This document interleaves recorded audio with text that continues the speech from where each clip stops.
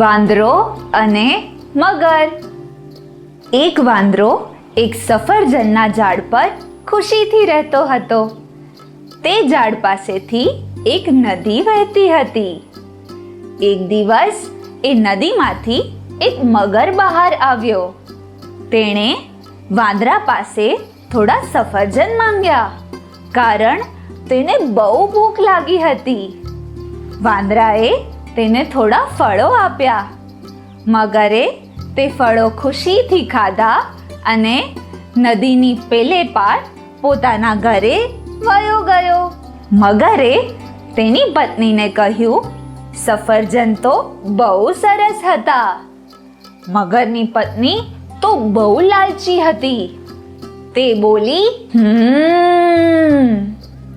સફરજનો આટલા સ્વાદિષ્ટ છે અને તે વાંદરો રોજ આ સફરજન ખાય છે, તો વિચારો એ વાંદરાનું હૃદય કેટલું સ્વાદિષ્ટ હશે.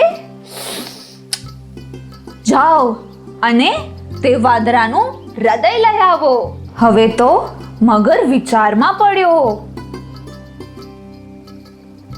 હવે તે વાંદરા પાસે ગયો અને બોલ્યો, વાંદરા ભાઈ, તમને મારી પત્નીએ જમવા માટે મારા ઘરે બોલાવ્યા છે. ચાલો ને મારી સાથે. વાંદરાએ તે આમંત્રણ સ્વીકાર્યું અને મગરની પીઠ ઉપર બેસીને તેના ઘરે જવા નીકળ્યો. તેઓ કિનારાથી ખૂબ અંદર આવી ગયા હતા. નદીની વચ્ચોવચ આવીને મગરથી રહેવાયું નહીં.